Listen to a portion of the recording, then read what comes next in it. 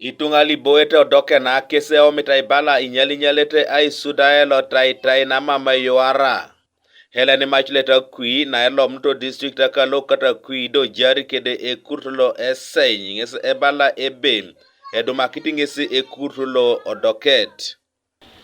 Abunga dadi demi kikawe paperonika da jik sabat. Ikiliok. Ingen mwaka okota pomo nirwana tomon. Ogeta kamu nije. Dodo ngomam. Ito kinetedo konya kamu ngode kaulo. Simon Peter Opio loiboe odokete loka gwara ojas keda angora unim. Lopota chuma na inwa kata odumne tengale inges aumo kiti ebe. Epone ba ne pedoror akeberu na uniet adeka eseny dongis mam. Abong di karisalzi ebakasa chuma na bangalengo. Konye riengu do be kata uno be nyubo ebakara bangalero na chuma ne laete rabamelaite na raberoka. Na dumuto ngopana uniet ilike kia chesa nga ngami alimoni bejana ilikado le sawa ngoma julu ya jula ngo ya tosuma ngona kado pe wone jadar kra kepula yuaru nga ka jarang ngai dara ka beru arido abong finu na maka ko yama ngado sawa Margaret Agwanga muronna aila ko chalo VHT na noka gwara central ngese ebala ebe ingonga ribere anyala to na ekurtulo eseny odoket ka lo ka gwara itiria nikedi karito mono kau. Colonel Nepapu ngoni hapara ni 2003 konye kwana acho utituna iminaso kapeso manga dexi na agwara health center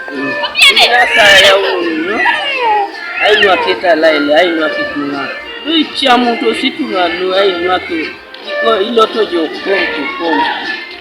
epatan kitikesi konye bai woron go biane ainwa kani etioni isunade kanu imami koruka 2000 abu kwapchut abu jasa kondo stabu kanini umninete Jenete agote adopete ka ngoro no ka gwara ngese ebala ebe Apesur nu nyalete aelo ke di polo doeka isapa kesin ekorete adeka na eseny arai apotado kona Apesur ademana Apesur Ikiliok kasi ko kebe ni sau ni joy poi jo ademar jo Ikiliok kene dita ta dum to ko ke bala dakiti tin ko kuno tiana lo muna ngagoro tie ko kunini dita to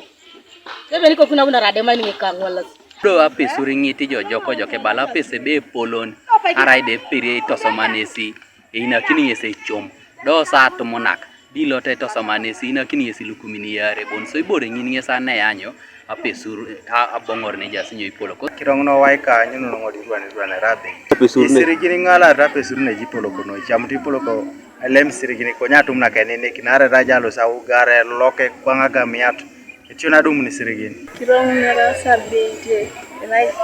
aski sabete do mamera kere nada luna wode tene na nikani sipete ni polo le pe mama go wala gar kina pesene like taido ya bombe nyobodo nasika puna Apesur kap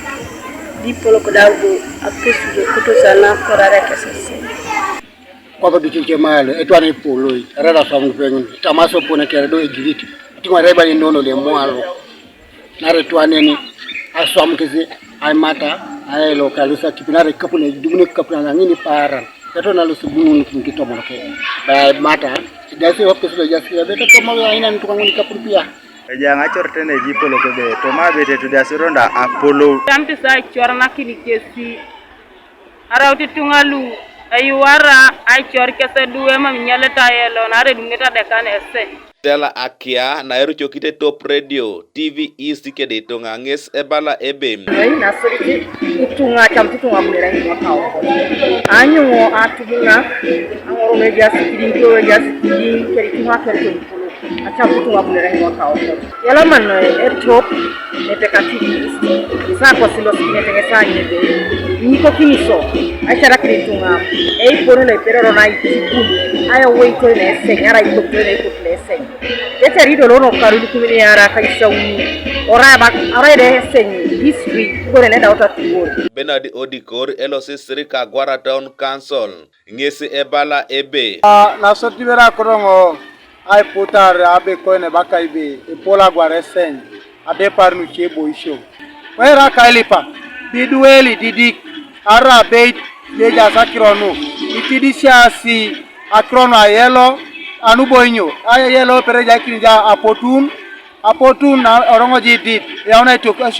just kra to shoni pu na yare kine pereja kinja katna deka ekurle yangana deka ne sen ani katujo mambe nyou na ne jaijo Francis Njala emronilo AIDS Information Center kolumnute kombale diopete kotoma kalum enwakete aokoto ka aichori tunga kodokete kaloka gwaranges abala ebe kotomo tunga kwatata kaisa kanyana dope luopotu inwakete aokoto kech atumunak apesura kanyango no kesi ajaye kurtulo essay. That's talked about if you accept that I'm HIV positive and you disclose, this will help you so much because you will not be worried of anything. Ektogogongoriti emuroni ebe ikeona esula lo angoronu ejerete kedem ekurtulo eseny kodokete kalagwara adepari Ikiliok konye noi itunga ilu ikaragara kaiseuni toni ikaru akaisa kailu Apollo. Kanuka TV East, Patrick Odongo, Koserere District.